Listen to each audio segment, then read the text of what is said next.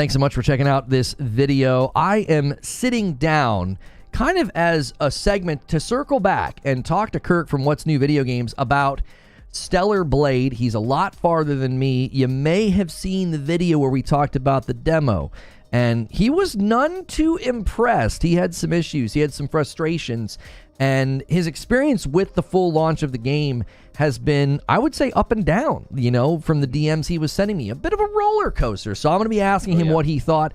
I've given my thoughts. If you want to know my thoughts, I called it an eclectic surprise. If you want to see that video, that is on the channel right now. I'm going to end the live discussion that we had with the audience. We touched on stuff that we are not going to touch on in this video. So if you want to know Kirk and I's thoughts on censorship and the outfits, you got to go watch the end of my What Do I Think discussion video and see when Kirk joined me for the end, because we're not engaging with that here. So Kirk, I want to kind of break this into parts, okay? Because I want it to be helpful to somebody kind of watching it later. If it's just sort of like free flow consciousness, it might be hard for people to kind of track, because you did kind of go through. Even in my DMs, I was like, you're going through a metamorphosis with this game. You're all over the place. Going through it. You're going through it. Yeah. So break down for me that opening that is slow. I told you I felt like it was kind of a slow and drawn out tutorial, because I do think people are going to snag on that. And if they see this, it might help them to press on, because you are getting snagged on it. So just the opening, don't skip ahead on me here. Just the opening, walk me through why you think this part of the game has some flaws, or it's not the greatest way to kind of sell somebody on the game. So are we including the demo in that? Yeah, you kind of take that all as one package, yeah. So yeah, first off, so I've played the game 37 hours. I don't know how, but that's what my PlayStation clock says, between the demo and the game itself. So and I've almost beaten it. I thought I was at the final boss, but I looked it up. I'm not even at the final boss yet. The thing about the demo is, and a lot of what I said in our previous show, it doesn't apply now, but I also stand behind it, because it all applied to the demo.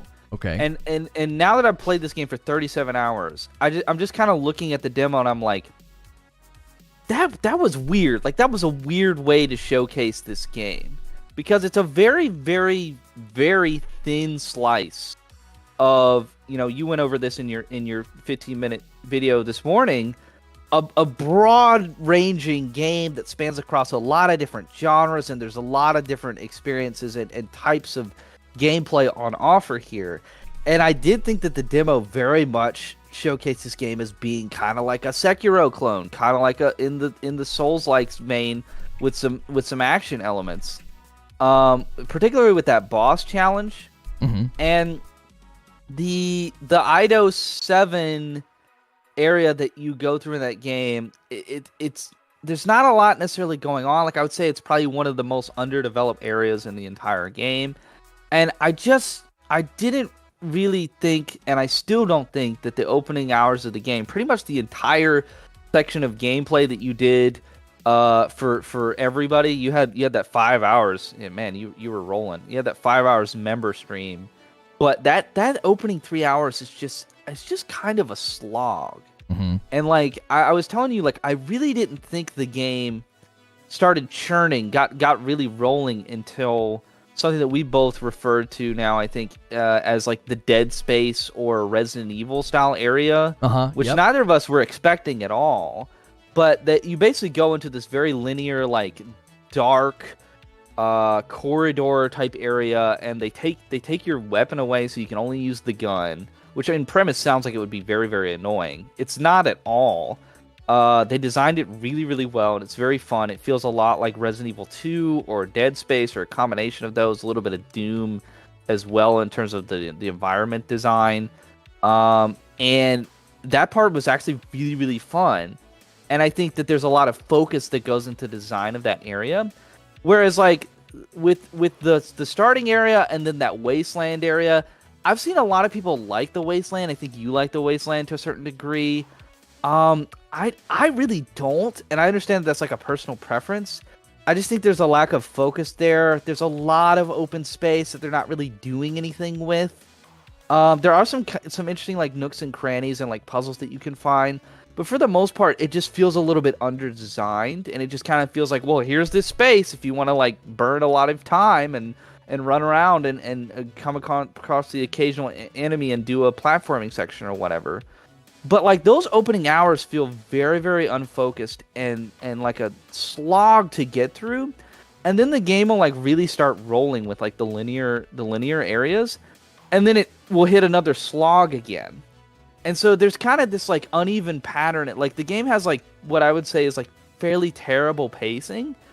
Especially considering that like when the game is hitting story beats or when the game is hitting gameplay beats that are like really compelling and engaging and fun, it feels like nothing can stop this game. Like it's just bulldozing ahead, full steam ahead. You're like, wow, this is like really good. And then I'll hit another segment where another thing in this game too is like a lot of some of the gameplay segments are like they have like outdated design. Like for instance, there's stuff that you would see in like PS3 games, like the cliche. I'm falling down the tunnel or the tube where I've got to like avoid like hitting debris or whatever. And if I hit too much debris, then I have to start over from the top. Like, there's a lot of stuff like that where it's like instant fail state type stuff. There's underwater sections that I don't particularly like. And the game also does like the cardinal sin of having the protagonist complain about the thing that you're doing while you're doing it. Like Eve's like, oh gosh, another underwater section. Like, I really don't like doing this.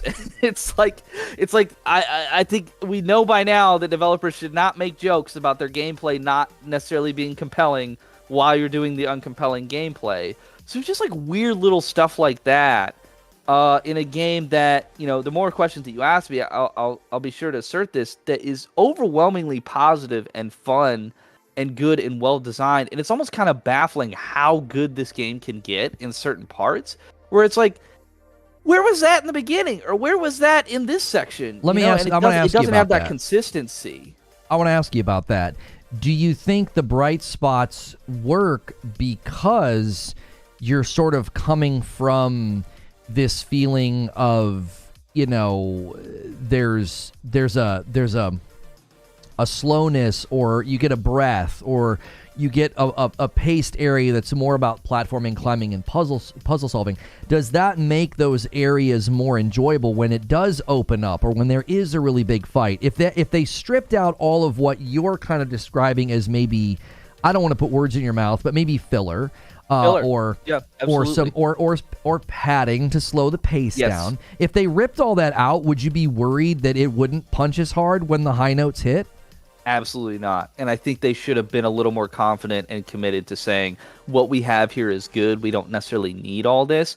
This is going to be controversial, and again, I think this is subjective opinion, but I think this game would have been better if they'd have just taken the open areas out completely. It's an interesting aspect of the game. Like, I like what they tried to do there, and there's some interesting like little puzzles that you can find. Like, there's one where like you're like rolling balls into like these little holes, I guess, for lack of a better word, like golf or like soccer or something, almost, to like unlock a chest, things like that, like platforming, like rope swinging puzzles and things like that, having to unlock certain areas and progress and go get this thing to climb and bring it back to the starting area to get up to get where you need to go. There's a lot of stuff like that, but as far as the enemies out there, like, they're kind of just spread out like almost lazily. Like, there's no really rhyme or reason to it. It definitely pales in comparison to something like Elden Ring, which I think is unfair to just compare open worlds to Elden Ring. Like, they're one of the best to ever do it. But even something like Horizon, or help me out here, like other open world games, maybe some Ubisoft games, Shadow of Mordor is maybe a good example. Like, this feels like under Shadow of Mordor in terms of open world design, which I think is like saying something, because I don't know that Shadow of Mordor is like pristine. Like, enemies are kind of just randomly strewn about the landscape or whatever. It's kind of somewhere like in that vein of like under designed, or just feeling kind of random in terms of like where the enemies are placed, or what the areas feel like. And I did every single side quest except for the fishing ones. And we can get into like quality of life stuff as well, but I found myself doing the side quests predominantly not because they were like super interesting, but because it was like the best way to fast travel. So because of like what you talked about, there's a nice quality of life thing where like when you finish a side quest, it allows you to travel back to the NPC that gave you the quest. And so like I would find myself like out in the open world. Mm-hmm. And something I really don't like about the game is they have rest areas and they have phones, and the phones let you teleport from phone to phone. And the rest areas like are basically like souls bonfires, and let you get all your health back, and you can buy things at the shop and stuff. And a lot of times the rest areas don't have phones, and the phones don't have rest areas. And stuff like that is just like, why did you do this? Like, it seems like it wouldn't have hurt anything if you'd just made all the different rest areas fast travel locations so that you can get around where you need to. And a lot of times I would just be out in the middle of nowhere in the desert, and I would be closer to a quest than I would be to a rest area, and the rest area isn't even necessarily a fast travel point, so I can't even fast travel to where I need to go. So I just go do the side quest so I can get back to the freaking hub world. Like, that's like the best way to do that. I had a bit of a different experience with the desert area because I basically did whatever main mission needed to be done, and then I went back to town.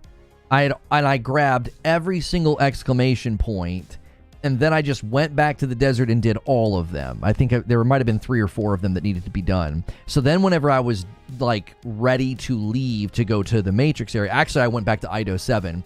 There was nothing left for me to do in Zion. There was nothing left for me to do in the desert. And that felt really good. I wonder if some of what's happening is there's just a lack of maybe thoughtfulness from the developer's part about game flow. So if you don't do it in quite the right way, it feels either awkward, or some of the reviews talked about I'm retreading areas and it doesn't feel good to do that. I didn't have that experience in the desert because I was like, I mainly main quested it, and then I went and grabbed all of the side quests. Yeah, so that's the thing. That's one thing that isn't really great, is it's almost like you should just ignore all the side quests until you're pretty much, like, you can tell that you're beyond that area, like you're not really getting asked to do anything with that space anymore. And then you can kind of accrue all of the side quests and then just go do them all in one shot. And something that the game does that I really don't like, and that I think that's what the reviewers are talking about in terms of having to backtrack, is it's like, it gives you, like, when you first get to the wasteland, it gives you a set of like 3 to 5 side quests to do in the wasteland. And then you finish the wasteland story-wise, and you finish the next section story-wise, and then you go on to the next section story-wise. And then it's like, the world state almost changes somewhat, and like new NPCs now have quests for you that didn't before. And then they're telling you to go back to the wasteland. You're like, well, I was already in the wasteland. Like, why do I have to go back there now? Like, why couldn't you just given me this quest when I was engaging with that area? And so the game kind of segments or like staggers out the side quests somewhat, and that can feel like it's kind of like a pacing issue. And I don't really know. I think maybe one part of this game that it leads to having some pacing issues is like over committing to the narrative aspect of the game. So for instance, there's a point of no return in this game where it literally says like, hey, before you move on, like, it's not just like Adam says it too, but like it literally says like in like menu style text, like, hey, before you leave, like, you're not going to be able to come back. Like, make sure you've done everything that you want to do before you leave. Which is one reason that I did all the side quests, because I like had like a fear that I was gonna like miss some content or whatever, and I ended up not being able to finish the game because of it. I think I have like like 2 bosses left now, but the thing about that is like, I don't know that point of no return necessarily needed to exist. Like, we could have just foregone the sort of narrative, because basically what happens is you go to space. Like, so I'm not going to spoil anything, but you go to space, and there's going to be a culmination of, like, everything that you need to do will finish off in space, like, in this, like, space station. So you're done with Earth. You don't need to do anything on Earth anymore. You're going to space, and you're going to finish the game in space. So, like, narratively, it wouldn't make sense if you were just like, oh, I'm just going to bop back over to Zion and do my side quest, or, like, what, like, the idea is, like, we're leaving now. Like, we're leaving Earth. We're going miles and miles and miles into the air, into space. We're going to be in this giant tower thing, and that's going to lead to, it's like an elevator that leads to a satellite, and that's where the culmination of this game is going to take place. And so I understand them saying like, you can't go back now, like, there's narrative stakes here. But it's almost like, I mean, I get it, like, other games do that type of stuff too, and like, I can just teleport back. Like, it's fine. Like, I understand that, like, narratively they wouldn't be able to do that, but, like, let me do that as the player because it's easier. Like, there's a lot of things that this game doesn't let you do that it would just be easier and better if it would let you do it.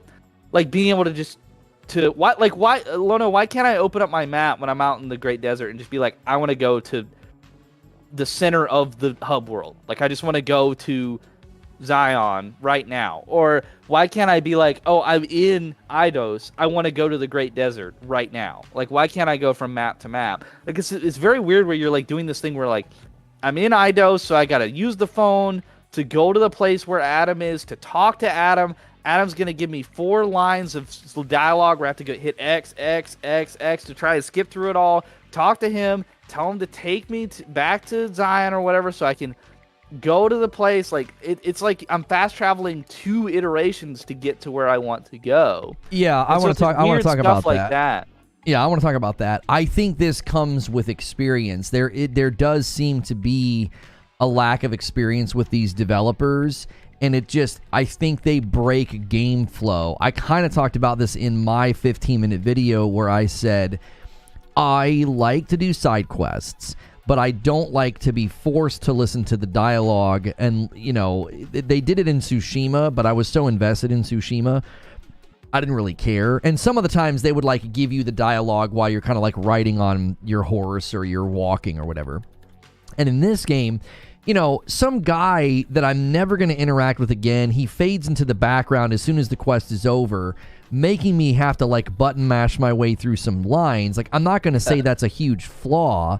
It's just as, like, it's like a player volition faux pas. You know, why do I have to do all these extra steps? Like you're saying with the fast travel. Like, I thought the same thing when I was in Eidos, and I was like, okay, I'm ready to go back. Why can't I just use a phone to do that? Which is weird because they are warp. Well, which is weird because they are thoughtful about certain things. Whenever I do a side quest and I complete it, it's like, do you want to go back to that NPC right now? Like, that's like super convenient. But if you're like, okay, I'm done exploring this area, I'm kind of done running around and I want to go back now you've got to, like, find your way to a phone, and as you said, go to Adam, then talk to Adam. Like, why can't I just use the fast travel phone? These are not major gripes. I think these are just some of the rough edges of just their lack of experience. Yeah, and we're getting kind of nitpicky here, and I think we'll probably transition into sort of going over, like, what we really, really like about the game. But yeah, it's a very weird decision because the fact that they have that quality of life thing of saying, do you want to go back to the NPC that gave you the quest in Zion or whatever, shows that you have the ability, like, technically in the game to warp straight from where you're standing, wherever you're standing, to Zion. So why can't you just give me a thing that, like, lets me instantly warp there? Like, Dark Souls has the homeward bone.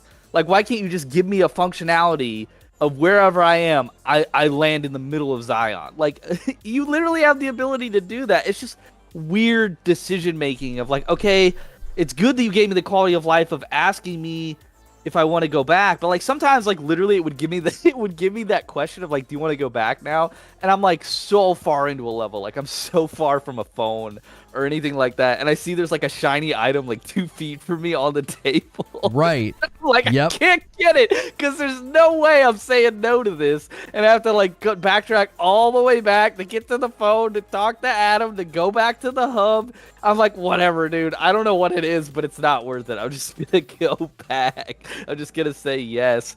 And like, the other thing too is, like, every time I want to change my hair, I have to go through the same four sentences. It's 4 input presses, four lines of dialogue to get my hair changed. Like, why can't I just do the salon quest and then I understand he's the guy changing my hair?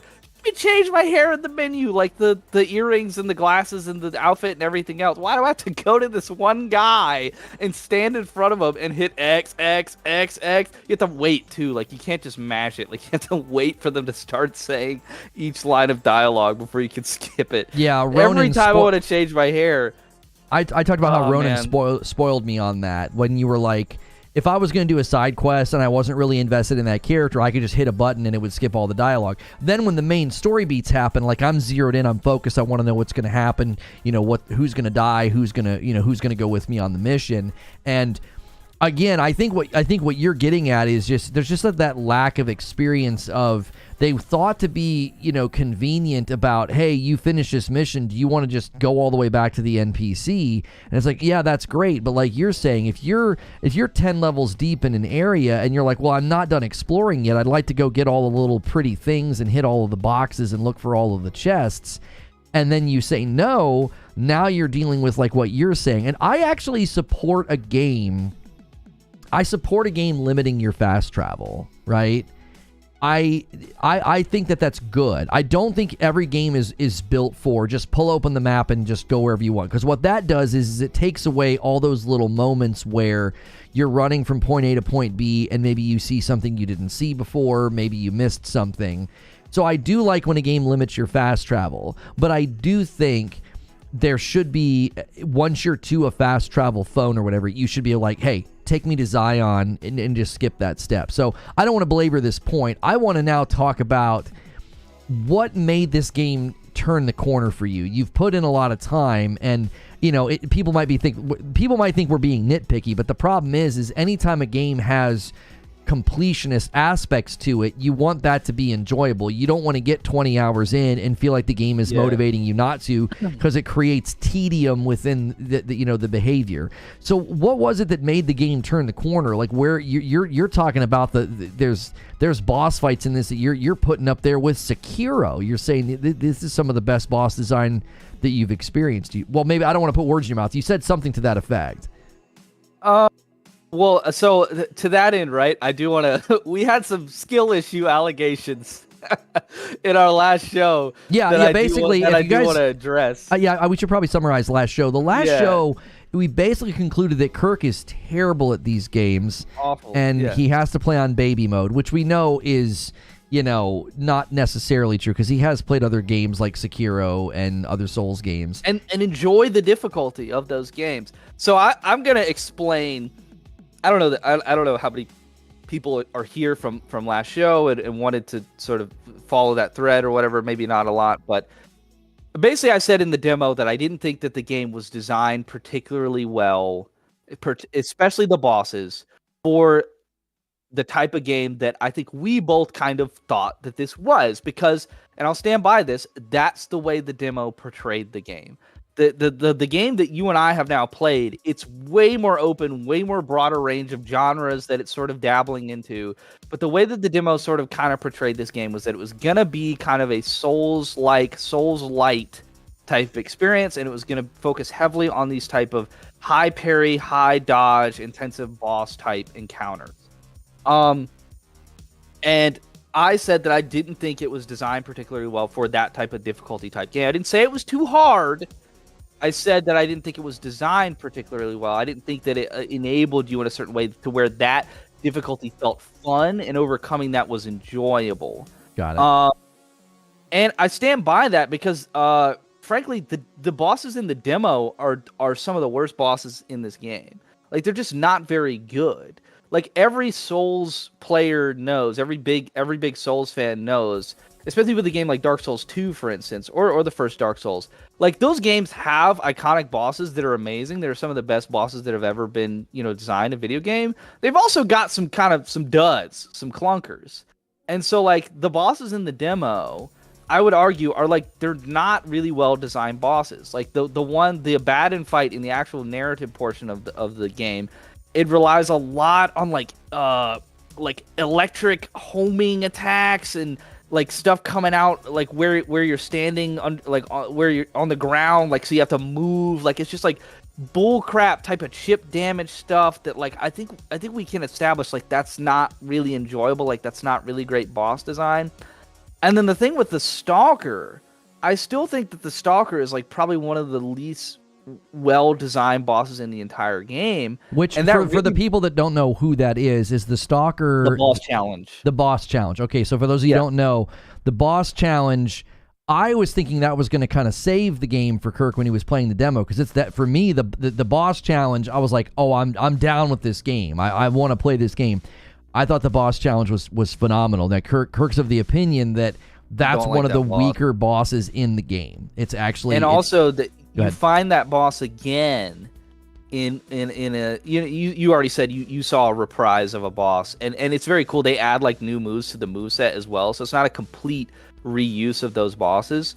Oh, and his head was mangled where I had named him. So I thought that was really cool. It reminded me of like the revenge mechanic in Shadows of Mordor, where like they'd come back and be like, "You did this to my face." Yeah. And like, well, now I got to fight this guy again. Light spoiler, but they reuse the Stalker and they add to the Stalker's moveset and they make it more bullshit. Oh like, no! It's just one of those bosses where like its whole body is a hitbox, and it's just like throwing its body into you and running all around the arena and running you over and then running away and then running at you and tackling you like with its tail, and it's flailing around and stuff, and it's not easy to read. I just don't like those type of bosses. Like, I like the type of bosses, Lono, when I tell you that you're about to encounter a boss that's so amazing, like it's on the level of like, I don't know, like Virgil in Devil May Cry or something. Like it's really, really good. It reminds me a little bit of like Lady Maria or something like that. And the bosses that they have towards the end of the game as well are just phenomenal. Like in the last 5 to 6 hours of this game, the boss design completely, like, so to put it in perspective. So again, skill issue allegations, let's bury those completely. I haven't had difficulty problems with this game at all for like almost the entirety of the game. And before that point of no return question, like I'm dying maybe 2-3 times max to bosses, and I'm also not using the revive function. Like the Sekiro. You're not using the revive hearts. No, they're so cheap. They're so cheap. I mean, like they don't cost a lot of money, is what I mean. They're cheap. It spawns. I would see it as depriving myself of like the gameplay of it, of like getting to experience it, because basically you're gonna one shot it if you. I'm currently one shotting bosses because of it, because I get them. I want to kind of learn it, and I get them down to like their final 10%. And because I'm playing sloppy, it's my first time, right? I'm missing cues. I don't know when certain things are coming. Part of me wonders if you're right. Am I doing what I did in Elden Ring? Am I robbing myself by using that? Because I used footage in my impressions video where I sloppily beat the guy with the big balls on his hands, and I one-shot him, and it was because I used the revive heart, and I think it would have been more enjoyable maybe to go back in there and finesse him now that I know what he's doing, now I know what his cues are, because he literally beats the tar out of me, because he does like 8 different attacks, and every time it's new, you might misfire or misread it. So I think you might be right that the revive hearts might be taking one of the better parts of the game away from me. I think so. But to that end, so again, not having any difficulty in the first part, and somebody in chat says I'm spoiling. I'm only talking about bosses that were in the demo. I do apologize for saying that the Stalker was reprised, but people know that from the reviews that they reuse the bosses. People can get over it. It goes to a greater point of like that boss is literally designed to be a bullshit boss. Like, it's designed to frustrate you and aggravate you. It has a very hard to read moveset, and its entire body is a hitbox, and it flails into you and runs you over. And I just don't like bosses like that, and that's the boss that they chose to show off in the demo, and I was like, oh, maybe they don't know what they're doing. Like, maybe they don't know how to design a good boss. In the area you're in now, the 2 bosses that are in that area, not incredibly difficult. Like, I second tried both of them without using the revive. Awesome fights, like awesome. Like, I was just like, whoa, like, what do we have here? Like, what's going on? Yeah, you DM'd me. You DM'd me about it. You were so excited. Like, you got to get to this point. Like, it's so good. The narrative stakes of one of the fights is so good, and both those bosses are just fantastic. They're a little slower, and also I'm double stacking attack speed mods, and I think that helps a lot with some of the misgivings that I have with the game, because now Eve's moveset is faster than the boss's is.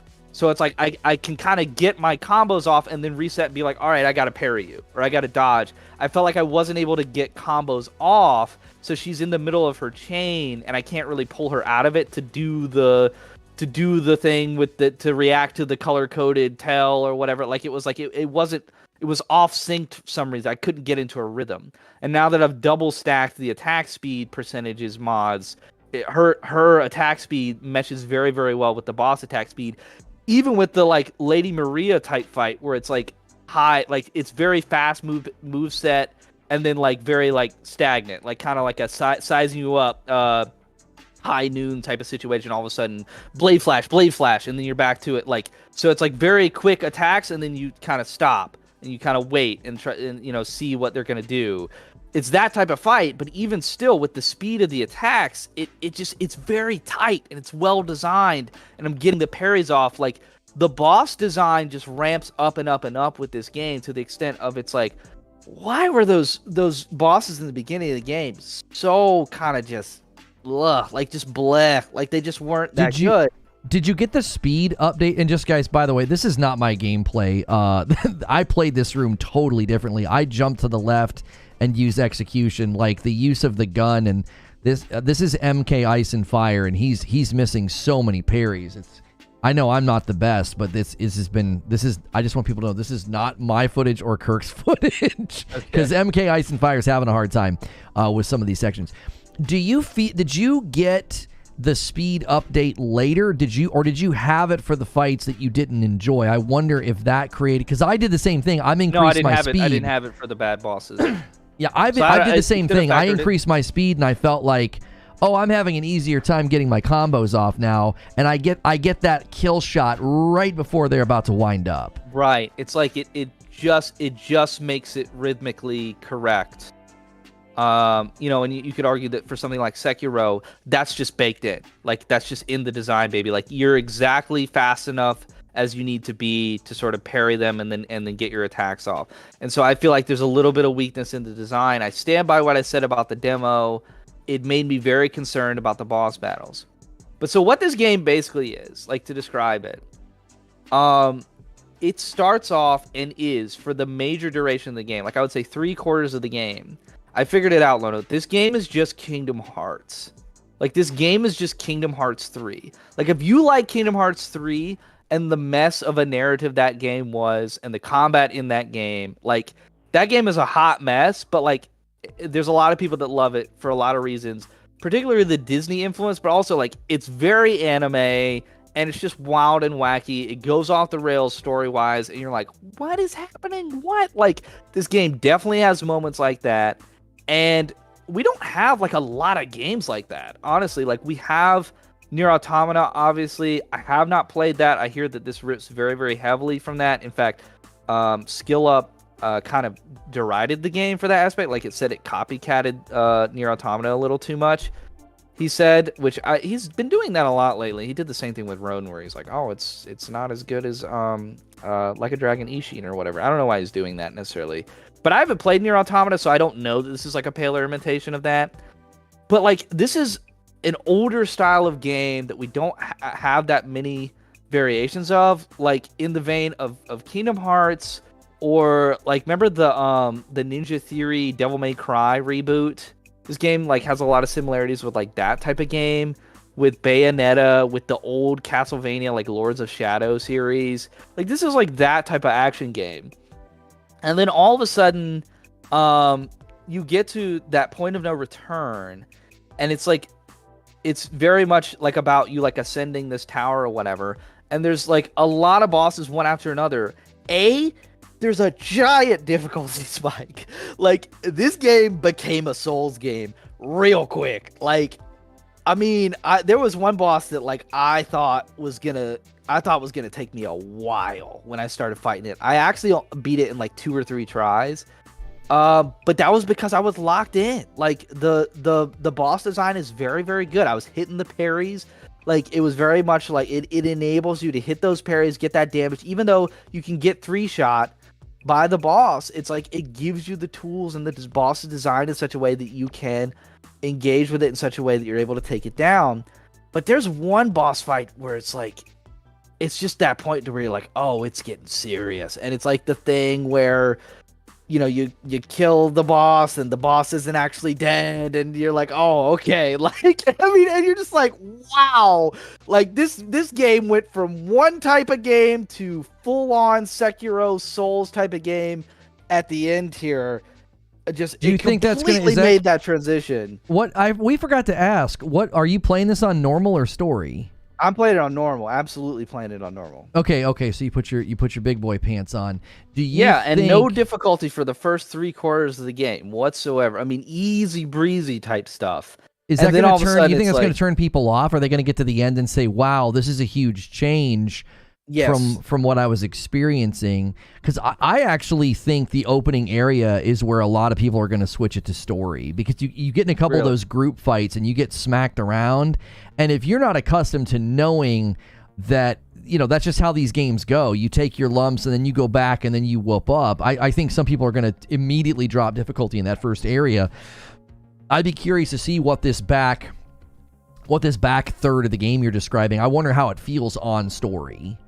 Is it gonna make people feel like the game changes? In a minute, but just with the gameplay, like, I don't want to undersell how good these boss fights feel. Like, that ramp up is jarring. Like, especially the boss that they do it with. Like, you're just kind of going along and like doing whatever. There's a pacing issue, by the way, that I really didn't like. It's like the music is really amping up, and it's like, okay, we're reaching the climax. We're gonna go to the moon and do the thing. Like, I'm being very, very broad here, like, to not spoil anything, but like, you don't go to the moon, but we're gonna go to the moon and do the thing and take down the stuff, and like, all right, it's go time. We're at the end, and it's like, actually, you're gonna do like a very long platforming section where you have like auto fail state type stuff. You don't do it right, and I'm like, oh my god, it's like. I was sold. I was in. Like, it was the climax. We were ready to go. Like, we were gonna defeat the enemies and do the stuff and save the world and whatever. And now we're like doing this meandering thing. This game has many pacing issues. But after you get through that, it's like, all right, we're back on pace. Like, we're in space and we're doing the thing. And we're gonna take him down and we're gonna save the world. And then you meet that first boss that ramps it up, and you're like, oh my god, bro. Like, I mean, I'm talking like. You better have that Sekiro parry skill set down, man, because you're getting roughed up in that fight. And it was so much fun. It really was. It's just like, what type of game does this game want to be? Because it's like, the majority of the time, it's like that, like, Kingdom Hearts, podunking around with like the occasional hard boss fight, like kinda or whatever. Type of game, Nier Automata, and then all of a sudden it just turns into Sekiro real fast, and I love it. Like, that's the game that I originally wanted, like, out of the demo. Like, I was sort of feeling like this was going to be kind of a Lies of P experience, and like, I'm getting that at the tail end of this game. It's just like I had to play a 20-hour experience if you take all the side quests and everything out to get to that point, or at least 15 hours. I don't really know, since I kind of did everything. It's like, imagine if the game had just been that, or if it just been more focused vision-wise. Like, we both love the Dead Space type areas. Like, that's really, really cool. That's a cool sort of divergence from what the core gameplay of the game is. But it's just, the game is just kind of all over the place, and it really hits that stride at the end. And it's kind of like a what could have been moment of like, god damn. So they know how to make really awesome bosses. Like, where was this in the beginning? Not to say that all the bosses in the beginning are bad, but they're nowhere on the level of what we're talking about here. There is that midpoint with the two really good bosses in Matrix 11, but then you kind of just meander around for another kind of extensive period until you get to this next section. So there's like a pacing thing where it just could have been like delivering after delivering after delivering on really cool boss fights, and I guess that's just not what the vision of the game was. But the game doesn't frame itself in a way, or I'm not experiencing it in a way where I can fully understand what the vision was supposed to be. It just kind of feels like it's really, really awesome moments and awesome fights in this kind of more spread thin, like, larger package. I'm not really sure like why it's designed that way, other than just that they wanted to design it that way. I described it as landing in a lane, because to me, Ronin did the same thing. Ronin wasn't quite Sekiro, but it also wasn't quite Ghost of Tsushima. It sort of had combat that was serious enough that if you got sloppy, you got your head taken off, but it also was open world, and you could kind of over-level yourself if you wanted to, and I ended up ending that game fairly strong, and most fights weren't hard, as long as if it got a little spammy, I would just switch characters a bunch, because that felt like a little bit of a cheese where you could, the enemy's aggro just kept getting broken. And then this game, to me, I love that, it's all over the place, because I didn't want, just another Sekiro or just another really hard Souls game. I love that this is kind of in a lane. It's in the middle where I can sit down, I can put in an hour or two, I make progress, and the fights are really satisfying and the sections feel creative. I will agree it has those rough edges. I describe them as rough edges. They're not necessarily bad things. It's just platforming could be a little bit better since they make you do it so much. And the pacing could be a little bit better since you are asking me to do all kinds of different things. You could have it that, game flow not be so disrupted. Overall, my score of the game currently is a pretty solid 8. And it may go up if I get to this ending section that you're describing is like it's like a Sekiro, it turns into Sekiro at the end. Sekiro is one of my all-time favorite games. My score may bump up, to like an 8.5. So it's tough. I don't know how to reconcile that though, Lono, because it's like the ending of the game and the boss design is so good, and it's like I don't want to punish the game for taking its time to get to that point. But also there's like a part of me that's like, why did you take so long to get to that point? Like, why did you backload the game so much with...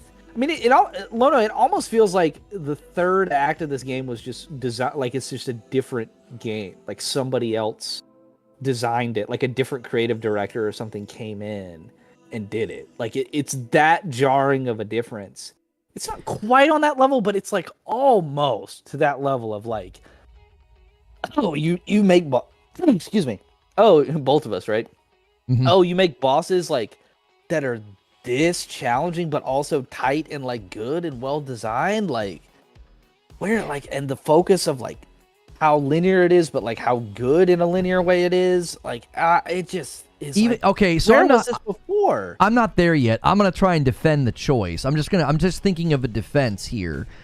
A lot of the times when you get to the end of a game like this, you kind of feel like this all-powerful god. And the last couple of boss fights are super satisfying, and then it immediately makes people kind of want to roll the game over and run through New Game Plus. I wonder if they said, hey, the crescendo of you filling out your skill trees, being awesome and feeling like a god is... Here's a boss after boss after boss. Here's kind of a boss rush where you get to really shine as a player. I kind of wonder if that's their artistic vision and their idea of, we want the crescendo of the game to not just be 1 or 2 fights, because now that you're this strong, all those fights that you're describing, they sound like they're tuned to the fact that you've capstoned your character. You're god tier. So I kind of like that in principle. I've not experienced it, but I kind of like that. That's the payoff, is you spent all this time and, this room that we're in here with like the laser puzzle and the tubes and stuff. I don't know. I like when a game stops and takes a breather. I remember defending Andor to people because Andor was very slow and it really slowed down at one point. And I defended that and said, that's going to make the tension build. It's going to make the payoff even sweeter. And I do wonder if part of what you're celebrating, the game subversively did that to you. Like you're celebrating the end because you did kind of have to get you kind of had to get there. Maybe. I think it just makes the game tough to recommend. Like, again, I think the litmus test for this game is Kingdom Hearts 3. If you really enjoy Kingdom Hearts 3, and it's not because you're an enormous Disney fan, like if you just like that as a game, you're going to love this game. Like, I remember back in 2019 or whenever Kingdom Hearts 3 came out, I was like back in the Kingdom Hearts type of like mood and that fever or whatever, played the game. I was like, okay, some things were really great. Some things were left a little bit wanting for me. What are some other games that feel like this? And really it was like, I can't remember if Nier Automata was out at that time. I think it was, but it was like that and like DMC Devil May Cry by Ninja Theory. And that's kind of it. And now we've gotten some games like Scarlet Nexus and Astral Chain that sort of scratch that itch, and some other ones. But like, there's not... Final Fantasy 16 also. There's not that many just like pure like action games like that are available at this stage, like in this generation. We got a lot more in like the Xbox 360 PS3 era, and those don't necessarily play as well as games do now. They certainly don't play as well as Stellar Blade does. So like people are saying like I'm being kind of negative. It's just because we're coming at it from a critical aspect. It's more like this game, I'm let down by this game because it very easily could have been a 9 for me. Like it very easily could have been a 9 for me. There's so much good that's going on in this game, and I just feel like they throw a bunch of kind of just like, oh, what was that? That was weird, or why did you have me do that, or why is that character voice acted that way through the entire game? And it's like such a bore. We can get into that too, but well, like, I'm taking up for you. I'm taking up for you in the chat. I'm taking up for you in the chat because they're saying you gave it an 8, but you're saying it's tough to recommend. I don't think those are mutually exclusive statements because I do think. Hang on, it's tough to let me recommend finish. because it's not the same type of game throughout. So right. it's like I was going to say the same wanna... thing. Like when I recommend this game to people, it's like I want people to know what they're signing up for. It's not Sekiro from moment 1 to moment close. It's not Final Fantasy 16. It's kind of a mixture of all of those things. And even now we're watching a section that doesn't fit into either of those games. It's kind of a Dead Space area where you're solving really puzzles and getting attacked by monsters, and you can only use your gun. I think it's fair to say it's hard to recommend because you have to have a lot of caveats and qualifiers. Like, yeah, I'm going to recommend it, but hang on. I want to make sure you know what you're buying. I want to be careful with my recommendation, as does Kirk. Yeah, and the thing is like, if somebody is like, well, if I really like Lies of P and Sekiro, should I get this game, like, to get that type of experience? And, like, I'm now at the point to where I want to be like, yeah, there's really good bosses. But it's like, it's almost like I'd have to be like, don't do any side quests. And also spend the minimal amount of time. Also, can we acknowledge the fact that both of the open areas in this game are deserts? Why are they both deserts? Like, you couldn't have made one not a desert? They're both deserts. Like, there's not a lot of variety here. It really nails the barren aspect home. But it's like, yeah, it's almost like I'd have to be like, don't do any side quests, mainline the game, and at a certain point, you'll be like, oh, this is getting good. If you want that type of experience, it's available. Like, you can get a Souls type of experience with the bosses. You just probably shouldn't engage with a lot of the other stuff. And if you want like a Nier Automata, like Kingdom Hearts 3 type of experience, that's certainly available too, especially in the first 3/4 of the game. So it's just kind of weird. It's like, I'm not really sure why they designed it the way that they did, but there's a lot of enjoyable aspects to it. I just think that the unfocused, inconsistent nature of it it limits it from being sort of kind of like this masterpiece. And instead, it's more of like something that I think is going to be like a cult classic, and it's one of the best action games that you can play in that type of third-person character with sword subgenre that isn't like very, open world adventure heavy, like Horizon or something like that. And so like it sort of gets back to an older style of game that like I didn't really necessarily know that I wanted. I kind of wanted a Souls-like, but I'm getting that game. But then it's also like, well, here's your Souls-like 2 at the end. And I'm like, oh no, that's really cool. Like, and so it's like I don't really necessarily know how to feel. But the game is very good. It's just kind of limited by. I mean, again, we have to acknowledge, right, that this is like this dev's first game that isn't a mobile game. So like this is a very commendable first attempt for a AAA video game. Like it's quite good, and it's really, really surprising how good it does the whole boss thing at the end. By the way, the end is very, very long. Like it goes way longer than I thought it was going to. But like narratively, it's pretty cool. I don't know if this is when you want to transition into the story, but like narratively, it really starts hitting its stride toward the end. Well, hang but on. Also, it's like people are referring to this as like a boss rush at the end, but like there's like a 5-hour chunk of gameplay like after the point of no return, and it's not like it's just like boss. Like there's a lot of stuff in between those bosses. They might be talking about like the part that I'm getting to right now, where I think there's like kind of 3 bosses in succession, but we're talking about an extensive segment of gameplay here at the end. That even still, it's like if you wanted that Sekiro type gameplay, there's still going to be some wandering around and some platforming and stuff that you may or may not jive with. So it's kind of like it it spreads itself so thin to so many types of genres that it's almost like there's something here for everybody to maybe not like.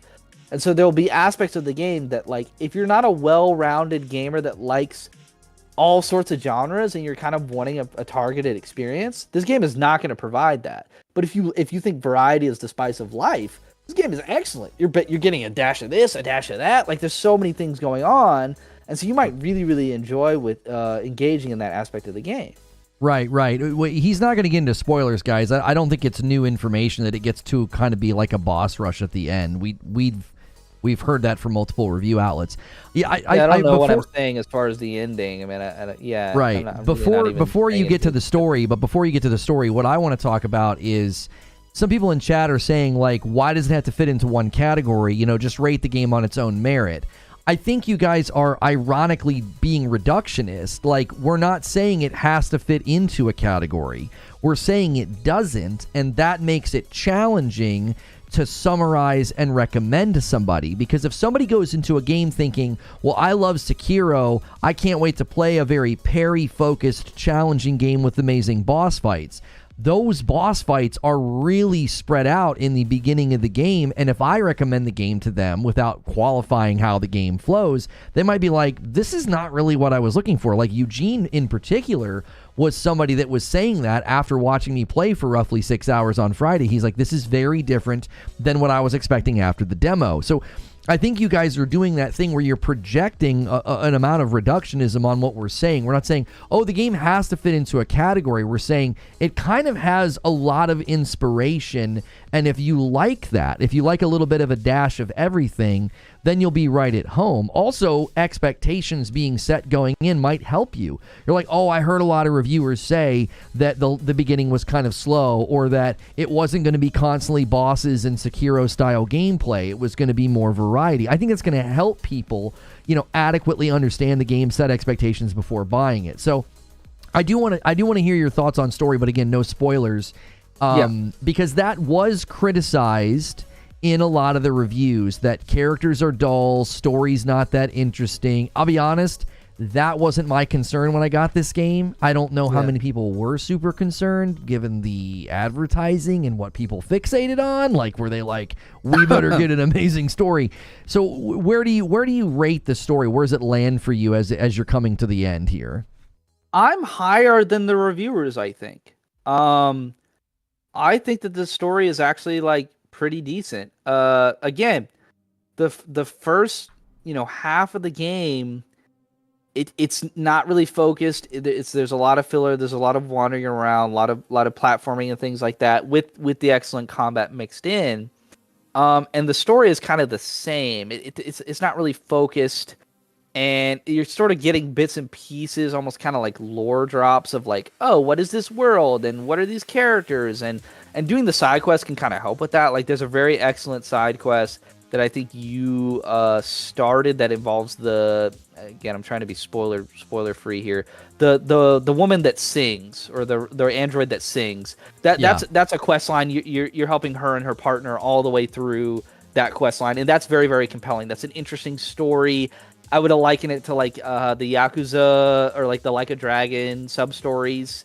Very, very fulfilling to go through that arc, like with those side characters and sort of get to know them better and understand. Like, it goes to places where you're actually figuring out like who this individual was, why she sings, who she was in sort of the old world before everything, before the collapse, before the apocalypse. Stuff like that's like very, very interesting. I like stuff like that. And I think it was done very, very well. And I think that the reviewers are kind of sleeping on that, or not really acknowledging the strong suits of that. Like, they're basically like, oh, the characters are robotic and boring. And to that end, like, a lot of negative commentary has been made about like let's say the cast of three main characters themselves. And in the sense that like Eve is like too robotic, and isn't like super emotive or anything like that. Like, she doesn't necessarily know what's going on. I actually really like Eve's performance. Again, I'm playing the English VO, so we're having different experiences there. But I actually really like Eve's performance in the English voiceover, and I'm fairly endeared to her character now. Like, I like her as a character. I think that she's like semi-iconic almost. I would describe her as like kind of a combination. These are two male leads, but it's just like what comes to mind. I would describe her as like a combination between like Ichiban Kasuga from the Like a Dragon games, like very eager to help, very like forward thinking in terms of like wanting to do what's best for like a community of people and sort of being this kind of questing hero, like something like that. And then actually Connor from Detroit Become Human. Like I think that they do a very good job of sort of making her roboticness baked into the character and like the line delivery in a way that like I think is actually like kind of interesting. Like she'll kind of like ponder certain scenarios, like concepts of like death and not to belabor this, but like, you know, just different situations that she gets put in.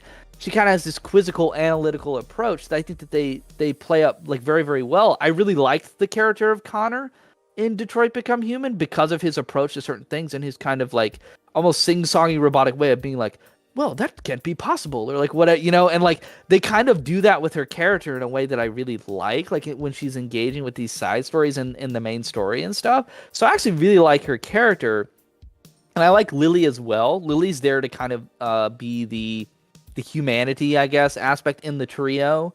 And there's actually like trying to think how to not spoil this. There is an area that is completely optional or secret that involves doing things, and Okay. and there's a lot of payoff in that area for Lily as a character, what that area means to her, maybe like a sort of like a hideaway type of place there, and it buried deep in that area where she spent some time before you find her.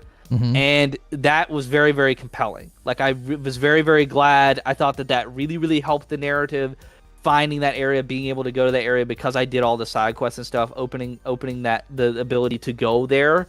I think narratively it really, really fleshed out a lot about these characters. You learn some things about her backstory that are pretty compelling and interesting. Just there's a lot going on that sort of endears you to these characters that I really, really commend. And I don't know if maybe some of the reviewers, like, you know, were trying to finish the game on time. Like I said, I've spent 37 hours. I haven't even finished it.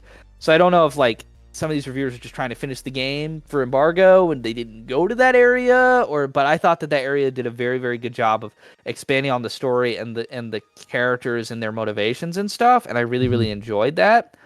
The one sour spot is Adam, right? There's been a lot of discourse about that. I don't know. And I will say, you're playing the Korean, and everybody kind of made note of it, and you definitely did on your live stream. The Korean voiceover for Lily is awkward. She's very youthful.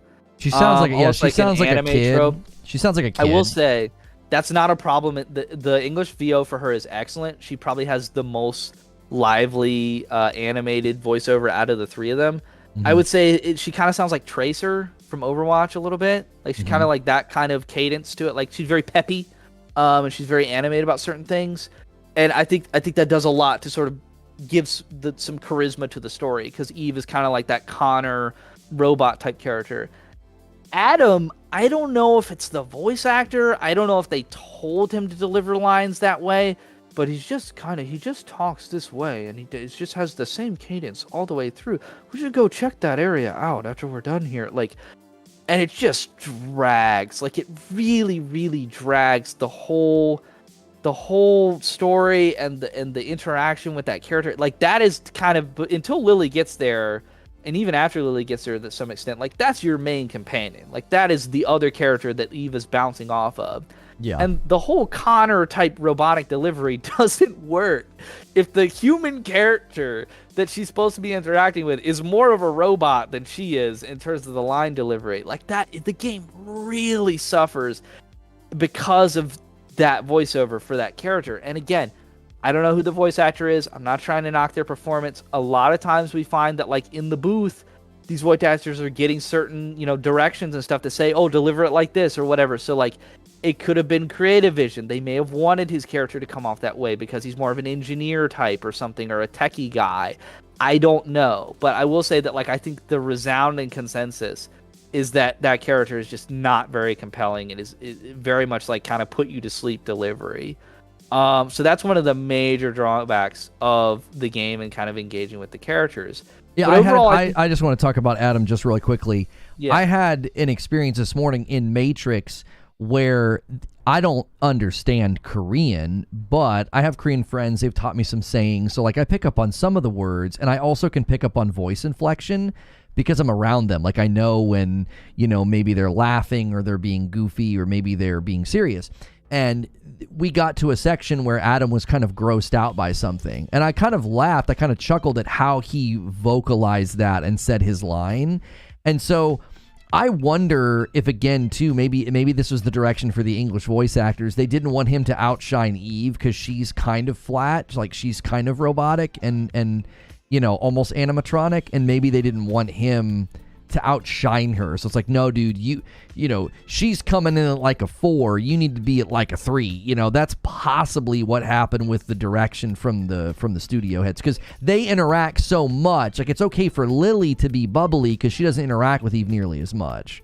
Well, to that end, again, for some reason, they start making really good choices near the end of the game, because it's almost like they knew Adam just F's off. For like the last part of the game, Adam's like, there's something bad happening back at the home base. I've got to go. And then Lily just becomes your handler for like basically the rest of the game. And it's like so much better. Like the improvement is like immediately felt in terms of Eve and Lily bouncing off each other. The dialogue drastically improves there. Like, so it's almost like they kind of knew. Like it's, I don't understand it. Like it's like that last act of the game. It's kind of like it knows what to do. It's like if you knew how to make the game good, why didn't you just do it earlier? Like it delivers on so many things well in the last part that like it makes me feel like, man, I wish I could give this game a 9 out of 10. But it's like, but I can't pretend like that whole first 2/3 of the game didn't exist. I mean, I guess you could just kind of bulldoze through it and get to the end and kind of just only do the golden path stuff. But it's like the game is actively trying to take you off of that path and have you engage with this other stuff and run around the open world and stuff.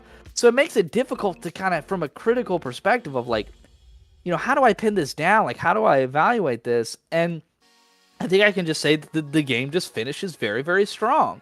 From a combat standpoint, from a narrative standpoint, it really, really tries to ramp up the stakes in both of those aspects. I think that the dialogue and the kind of the existential crises that Lily and Eve are sort of experiencing towards the end, it from what I understand, it is very Nier Automata in terms of their whole worldview kind of crashing down on them as they're sort of experiencing and unearthing like certain discoveries and stuff. Everything is not as what they thought it might have been, previously, and so they're having to grapple with that. The sort of stakes of them going up into space and dealing. I mean, there's like this set piece that comes with a particular boss fight that there's so many times where I'm like, is this the last boss? Is this the last boss? Because it's like so bombastic. There's like this set piece where it's like almost out of a blockbuster movie where Eve is having to do something that's like, I'll hold them off. Like I'm gonna, do the thing and save the world. Like this is my destiny or whatever. And like doing that sort of moment or whatever. It's like, oh, okay, we're just gonna move on after that. Like there's so much like high stakes. Like, oh, this is awesome. Like I can't believe that just happened. Like cool cutscenes and stuff.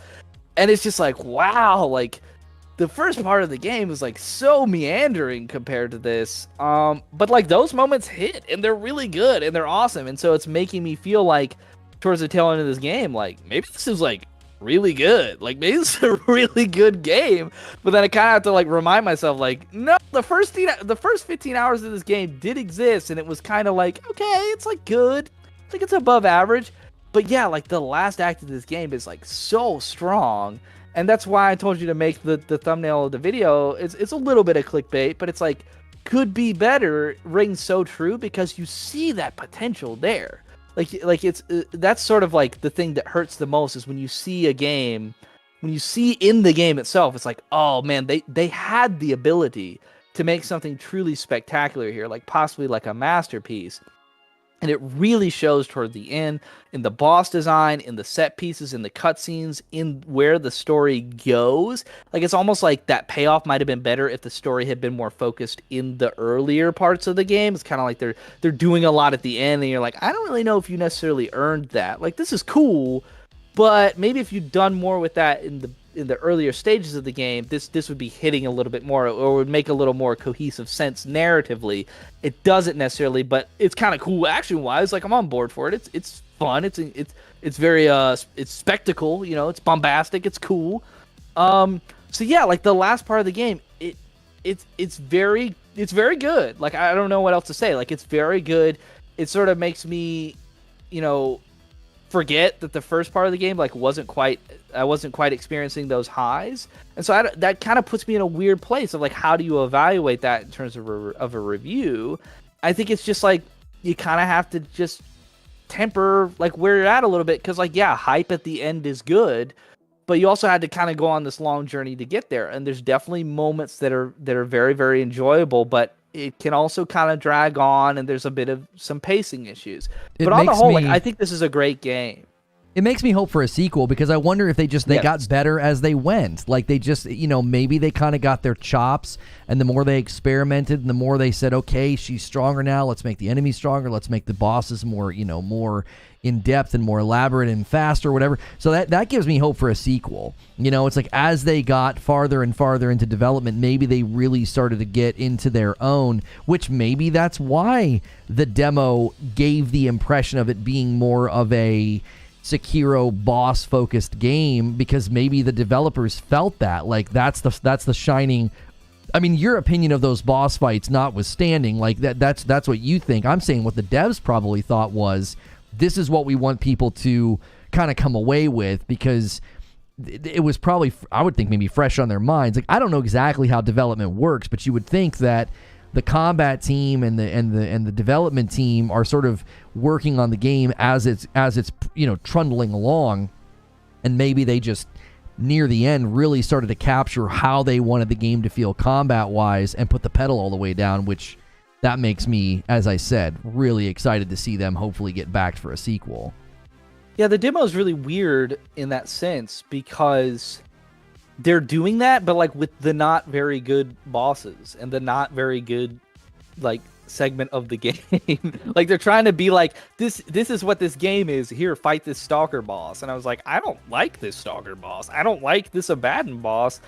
I don't know if you're good at making bosses. The brute is like okay. Like it's so again, not very well telegraphed attacks. Like it kind of does that thing where like it's stationary and all of a sudden it does like a very quick wrenching like rotary movement and hits you with the wrecking balls or whatever. Like it's not a very satisfying fight in terms of like, you know, clashing and shing like parrying like over and over again. Like the fight that you're about to hit in the midway point of the game that I would compare to like Virgil in Devil May Cry or Lady Maria, like that fight is awesome. The fight before that is like a bigger dude, like a kind of lumbery guy that hits very hard. So there's a lot of potential for like perfect dodging and countering off of perfect dodging. Like these bosses are designed very, very well. And I just didn't think that the demo communicated that. And I stand by the fact that I was like, I'm sounding the alarm bells. I'm very concerned because I don't know that Shift Up necessarily knows how to design